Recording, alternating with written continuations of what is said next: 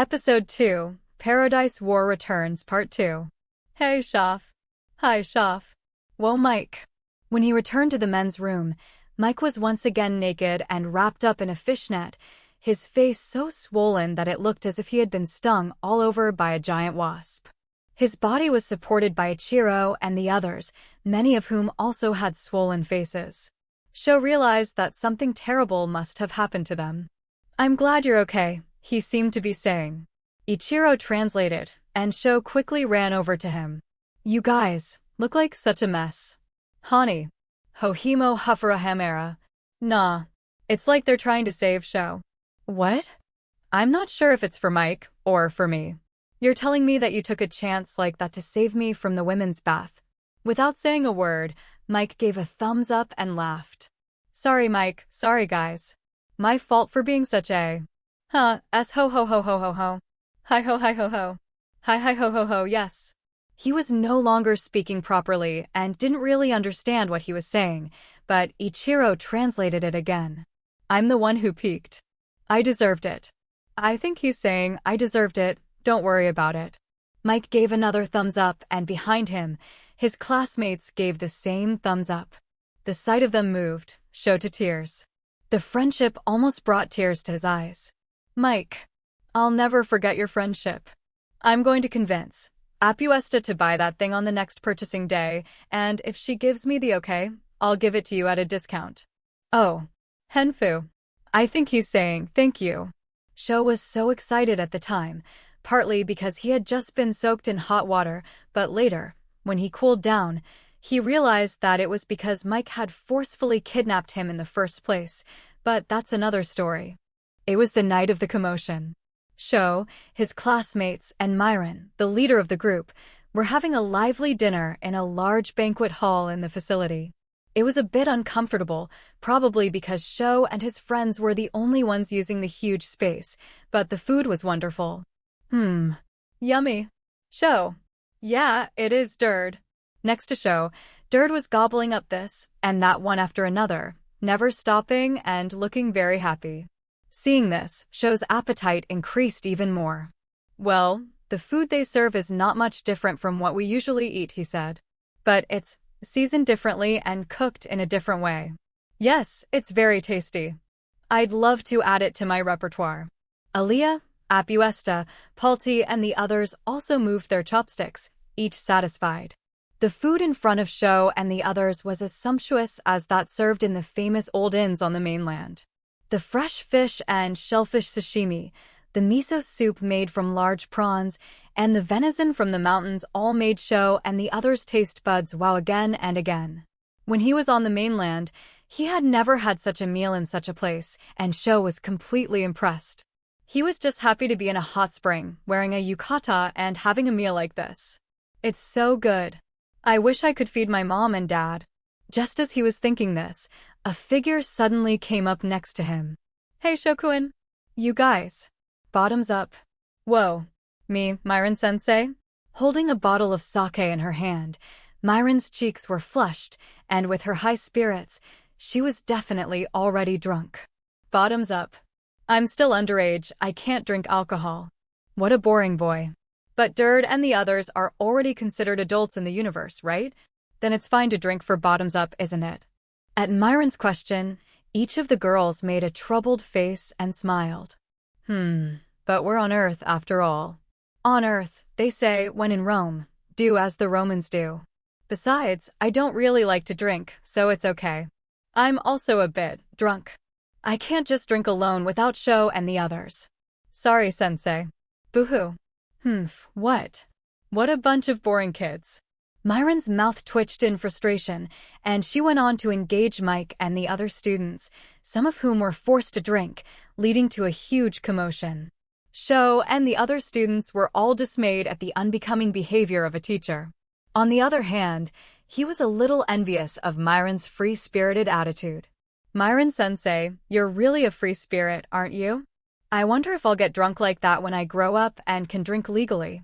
Come on, Sho, give me a break. Myron alone is a pain in the ass, but if Sho turns out like that, I won't be able to handle it." "Haha, you're right." Sho laughed embarrassedly as Aaliyah tweaked him, and seeing Sho, Derd and the others smiled as their expressions relaxed. Just then, the sliding doors of the grand banquet hall opened, and a new dish was brought to the place. Wow, what's this? What was prepared as a dessert was a beautiful red fruit. It looked like a large strawberry, but the employee who brought it to me said it was called a mumu no cane. He said it was an imumu fruit. Have you guys ever heard of it? Sho, who didn't know anything about the fruit, tried to talk to Derd next to him, but they didn't seem to get it either. I've heard something about it, but do you know Aaliyah? Wasn't that the name of some resort planet? Yeah, Planet Imuim. A planet famous for its marine resorts. Oh, there was a planet with a name like that. Is it the fruit harvested there, I wonder? Maybe they were sent during the previous supply run. I see. Sho was convinced by Palti's words that the juice seemed to be from another planet in the universe, just like the Jurai fruit juice he had drunk at Minamida's house. Sho felt a little uneasy when he heard that, but the juice was really good. So, Sho decided to take a bite of the fruit. Oh, it's delicious. This is amazing. You guys should try some. Oh, really? I'll have some. Really, Sho, that's a bit untrue. Me too then. Yes. Let's eat together.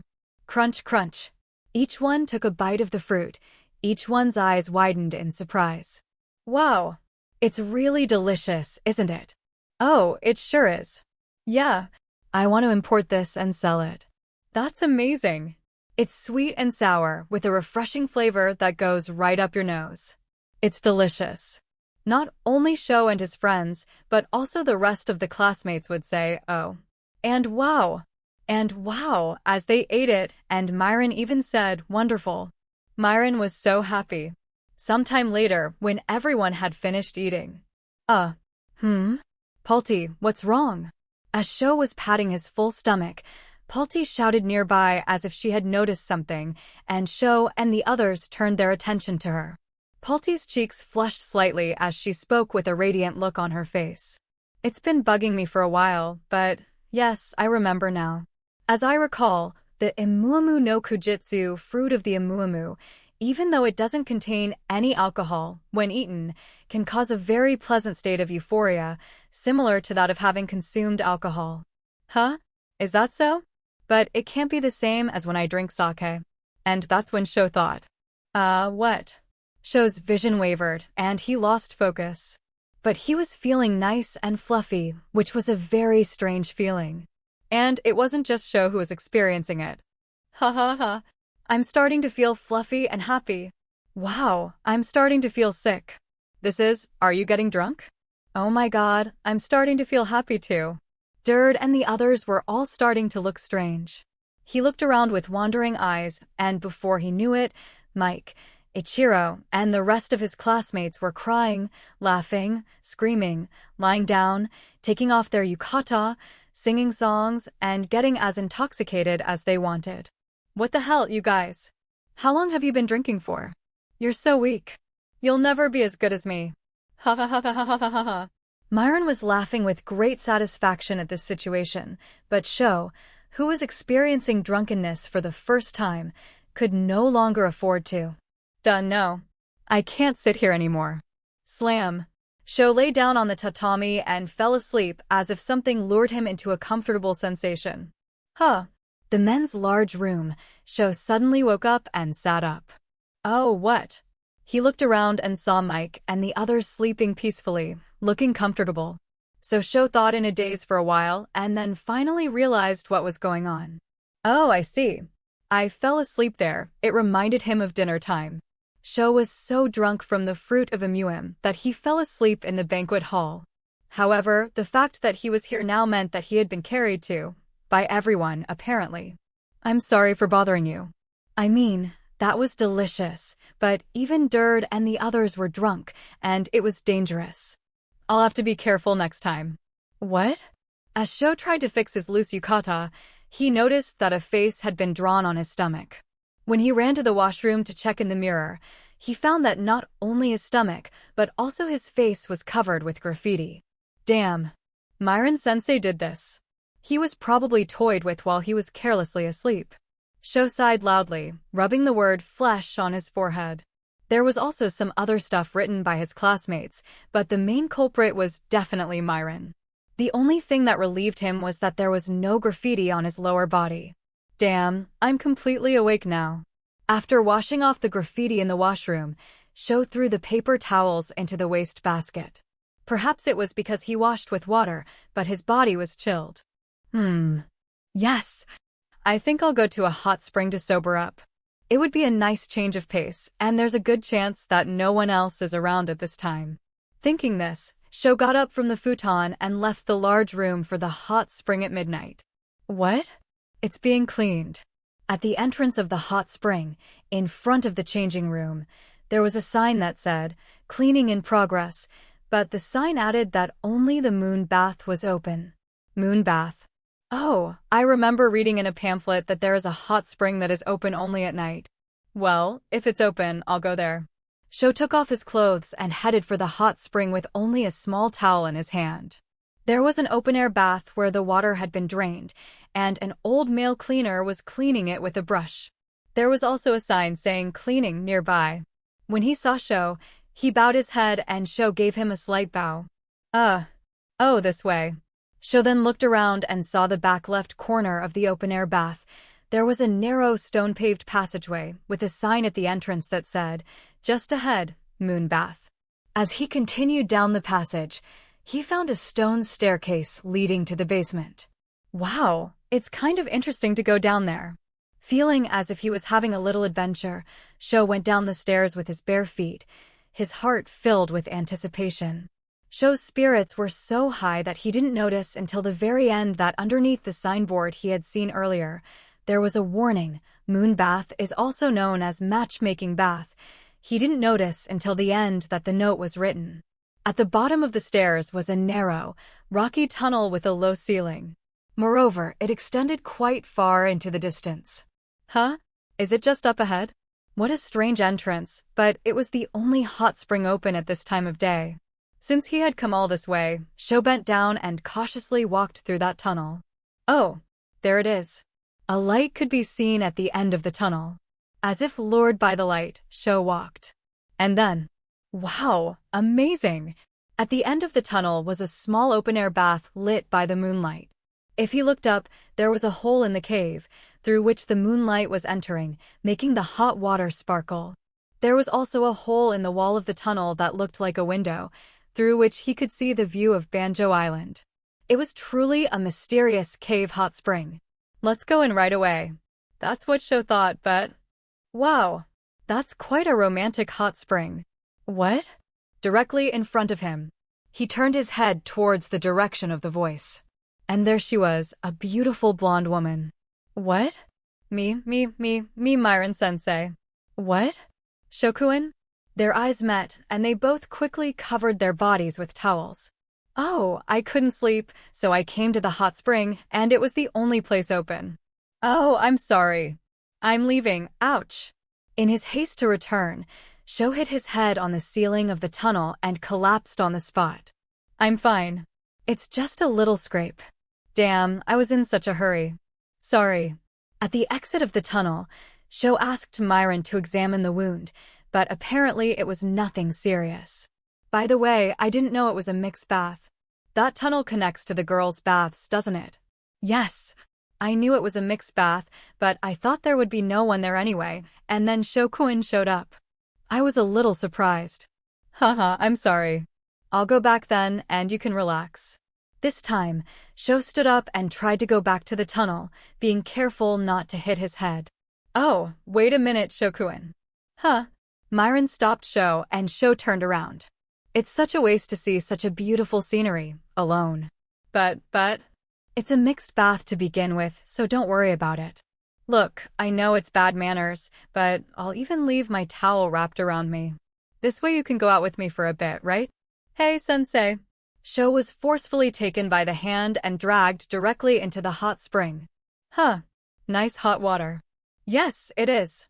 The moon bath was about a quarter of the size of the open-air bath he had taken at noon, and if you stretched your legs out, it would fill up with about 4 people.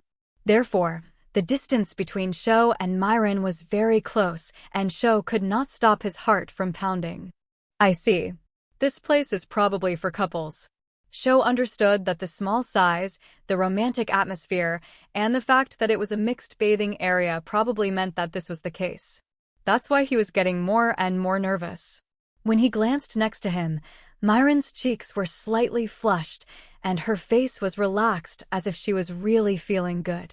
Although she had covered her body with a towel, her shoulders and arms were still visible, and Sho hurriedly averted his gaze. What's the matter, Shokuin? No, nothing. Well, Shokuin didn't do any peeping during the day, right?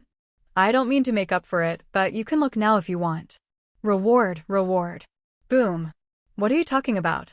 Myron-sensei, you need to be more aware of your role as a teacher, or rather as a woman. As Sho turned away, Myron laughed and then murmured, I'm sure Shokuin can do it. I thought it would be okay for Shokuin to see. What? What did Myron just say? When Sho was about to ask her. What? Sho and Sensei? What? At the sound of the voice, Sho and Myron turned to look at each other at the same time. Then, from the tunnel on the female side, Dird was looking at them with a puzzled look on her face. What's up, Dird? What's wrong? Dird? What's wrong? Following her, Aaliyah, Apuesta, and Palti also appeared from behind Dird. The girls then looked at Sho and Myron and made a giggling face. Dird. And everyone else too. Hey, Sho, what are you doing with Myron? Sho and Sensei are alone in a place like this. Sho, Dird, and the others were surprised at each other. But Apuesta and Palti looked a little sad for some reason, and Sho hurriedly made up for it. No. This is that thing, it just happened. Sho, didn't expect you to be doing this behind the scenes. I may have misunderstood Sho. I guess Sho is a man after all. No, Aaliyah. That's definitely a misunderstanding. It's not what Aaliyah thinks it is. I didn't think Sho would be a peeping Tom, but no way. That's not true, Apuesta. Chill out. Sho. I'm sad. That Karusha thing is not a coincidence either. Whoa. No, Palti, don't cry. I'd rather cry than you. I just want to cry. Myron-sensei, what are you laughing at? Pfft. It's nothing like that. Maybe this is the kind of thing that suits Shokuin. What do you mean by that? Oh. Dird will believe me, right? No, I don't. It's a misunderstanding. I don't know what's going on, but it's not fair that you guys are alone. I'm in too. What? Whoa. Dird threw off her towel and jumped into the hot spring, soaking both Sho and Myron with the spray of hot water. Wow, the view is nice and it's amazing. Hey, since you're here, Aaliyah and the others should come too. It's really nice here too. Perhaps influenced by Dird's cheerfulness, Aaliyah and the others looked at each other and started laughing. Sho's expression brightened when he saw them. Well, there's no way Sho has the fortitude to do that, huh? Aaliyah said, jumping into the bath as well. Yeah, I can understand if I think about it calmly. Besides, it's a mixed bath here. Looking a little embarrassed, Apuesta also slowly entered the open air while hiding her body. You're right, there's no way Sho would have a late-night mixed bathing encounter with Sensei. I was too quick to judge. Smiling gently, Palti also entered to bathe at the end of the day, hiding her body with a towel. We've all come all this way together, right? It would be a shame if we didn't all take a hot spring bath together like this, Sho. Whoa. Don't stick to me, Dird. And just like that, the small outdoor mixed bath quickly became packed like a crowded morning commuter train. Hey guys. The girls' breasts and buttocks were pressed against Sho on all sides. Apuesta and even Palti didn't seem to be embarrassed, perhaps still drunk from the fruit of the emuum. The excited Myron was pressing her body more and more against Sho's, and the actions of Dird and the others, who were rivaling them, were escalating. This romantic hot spring, originally built for two people to be alone, has turned into an exotic place. Damn, it's painful. Sho's consciousness gradually faded under the pressure of the heavenly flesh. The next morning. Excuse me, is Kokomo-kun here? It was Minamata, who never took off his sunglasses even indoors, who walked into the large men's room. There was a lone cabot on his shoulder. Huh? Minamata-san?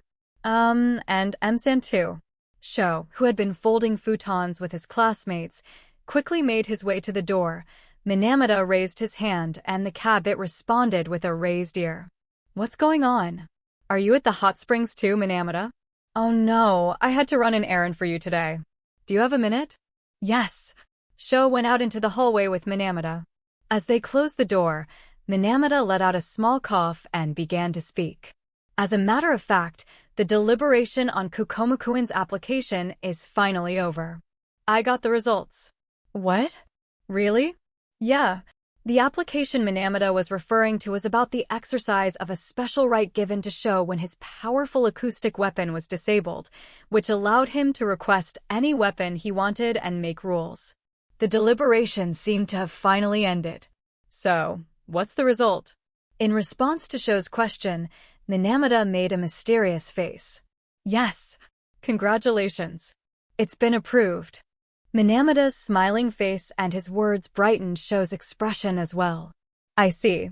I'm glad. Sho patted his chest in relief, feeling as if a weight had been lifted from his shoulders. So, how did you get such an idea through? Haha, that's what I thought too. So that approval is also conditional, you know. What? Conditional, huh? Yeah, there's another factor that's been added to Kokoma's idea. Well, I'll be announcing the details of the competition in front of everyone at lunch, so you'll have to wait until then. Can you wait until then? Yes, I understand. Sho replied, wondering what the other element was. Anyway, now we're ready to start fighting again. The preparations have already begun. The preparations started today and, well, I think the fight will start tomorrow. What? That's sudden. Yeah. It's a decision made by the top management that the game won't need that much time because of the content of the game. The advantage of having the game decided quickly was one of the main reasons why Kokomo-kun's proposal was accepted. I see.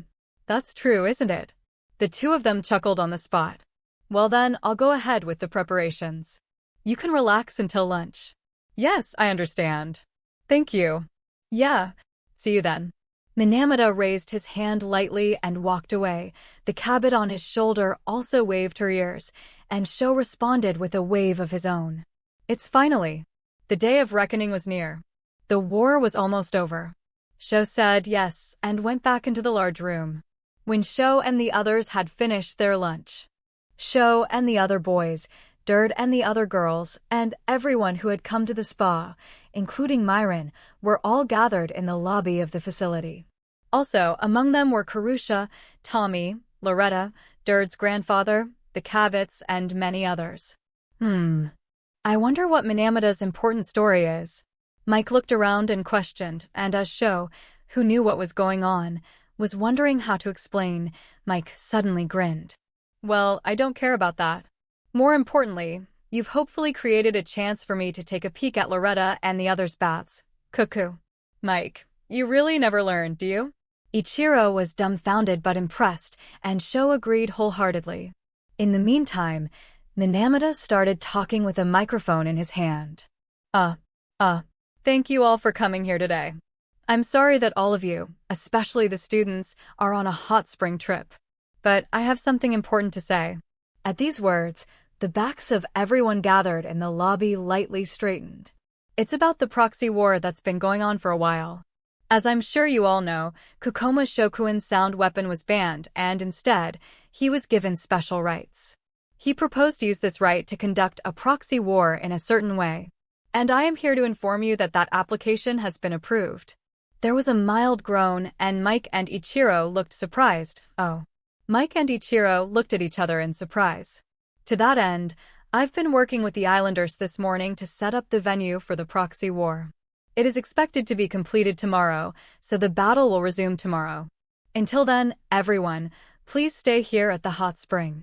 Mike raised his hand to Minamata. Hi. Mike raised his hand cheerfully, and Minamata immediately said, yes. What exactly is this new method of fighting that Sho has applied for? That would be what they all wanted to know. Many of the students were nodding their heads yes. Minamata, who for some reason hadn't mentioned it yet, let out a satisfied, oh yeah, that's right, and then said with a small sigh. Now, I will explain the rules of the proxy war that will resume tomorrow, the method of combat, the tense air that dominated the place. A unique and strong sense of tension. Sho already knew what was going on, but he could feel the tension around him, and it made him nervous. In such a tense atmosphere, Minamata finally said it. The game method is baseball fist. In other words, it's strip rock paper scissors. A terrible silence enveloped the place. Eventually,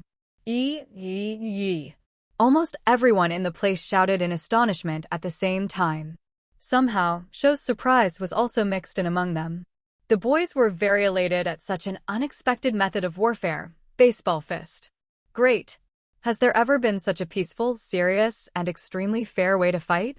No. Are you a genius? You could have been the king of the world, Sho. Whoa, Mike. Mike immediately accepted the game and was so excited that he hugged Sho, who was next to him. The other male classmates also said, wow. This is the way to. This is the true power of the new student. You're good. You might be even better than Mike. Shokuin, you're a man too, aren't you? Stop it, Ichiro-kun. No. I just applied for a rock-paper-scissors game. Why would you want to play? Baseball fist. Yes. That was the reason why Sho was surprised earlier. What he applied for was just a game of rock, paper, scissors. It was because he thought it would be the most advantageous for him and the most likely to win. He didn't add any undressing to the game. But then Sho remembered. This morning, Minamata had said something about conditional approval. In other words, the condition was to add the act of undressing. And then, baseball fist? What is strip rock, paper, scissors? What does that mean? Aaliyah? It's an Earth-style rock-paper-scissors game with perverted rules where the loser takes off their clothes. What? Sho applied for such a game? Oh, I didn't expect this to happen. Sho, I guess I underestimated you after all. I'm sorry, but I'm honestly shocked. Hey Aaliyah, I can hear you. No, I'm not. It's a misunderstanding too. Dird and Aaliyah's conversation triggered the girls to start whispering in secret. Strip rock paper scissors is lies, right? That Kukoma-kun. Kukoma-kun didn't even come to take a peek. I thought he was a serious person. He's a boy like Mike and the others. I don't like it either. There's no way I'd play such a stupid game. Sho didn't understand the language, but he immediately understood the obvious disdain in their eyes. Whoa. It's not like that, guys. Don't misunderstand me. Iki. But that misunderstanding wasn't going to be cleared up anytime soon. Sho, terrible. I'm sorry, Sho. Apuesta and Palti also give him a sad look. In the back of the room, for some reason, Karusha was on the verge of crying, and even Loretta had wrinkled her brow. Don't worry about that, Sho. You represent all of us men. Not many space pirates are as manly as you are. You should be proud of your manliness. Mike grabbed Sho's hand and flashed his teeth with a too bright smile. All the girls saw this and glared tightly at Mike. Hey guys. It was as if a final battle was about to break out right here. About that, at that moment, Minamata interrupted Sho and the others. Then, a little back in time. It was the night before Myron's "We're going to the spa" announcement. Miss Myron, I know this is sudden, but have you ever heard of baseball fist? Baseball fist. Yes, baseball fist. Do you know it? Minamata came to Myron's cruiser house and suddenly asked, and Myron's eyes fluttered as if she was somewhat amused, but she quickly responded. Of course I know. The loser of the rock-paper-scissors game takes off their clothes, right? That's what my dad used to do with his young mistresses. I don't need that kind of personal information. Anyway, if you know about it, we can talk quickly. What do you mean? What do you mean? I was surprised when I first heard about it too. Actually, there's talk of deciding a proxy war on this island with baseball fist. Huh. Myron couldn't believe her ears. Then she poked her ear hole properly and asked. I'm sorry, but can you repeat that? Oh, Kukoma-kun's request, you see, was to settle the winner by rock, paper, scissors. The battle had been at a stalemate for too long. The representatives of each country and the organizers got tired of it and approved it. They decided that just rock, paper, scissors would be boring. Then, the organizers came up with the idea of adding a rule of undressing because it sounded fun. Huh? Seriously? Yeah. Is that for boys too? Probably. Okay. I like that. Baseball fist bonsai. Nice work, Shokuen. Minamata looked upset at Myron's sudden enthusiasm. What? Huh. Hoo is going to be interesting. I'm sure the game will be decided in one day, and if it's not a reasonably exciting event, there will be people who won't agree with it. Okay, Minamata, I'll do the planning myself. No, wait a minute. I don't think it's a good idea to add a rule about undressing in the first place, so I was going to talk to Miss Myron about it. What are you talking about? This is the best thing that could have happened. And you said the top wants to do it, right? Then we'll just have to go along with it.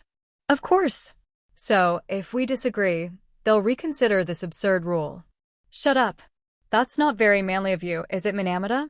Baseball fist is a great way to give everyone a fair shot. I'm for it. You second it. It's a good idea. It's decided. Yes, that's true, but is also. The place is, right, the big banquet hall of the newly built facility is fine. But it's boring to just do it. It's a big place, and we should set up some stalls. We also need to include a live broadcast. Oh, Miss Myron? Maybe you've already decided. Don't worry. I'm sure you'll be fine. I'll be making a proposal soon, and you can submit it for me. I'll get to work on the preparations as soon as I can. Why is this happening? Minamata mumbled tiredly as he realized he was no longer going to be able to stop her, and then things would really go according to Myron's plan.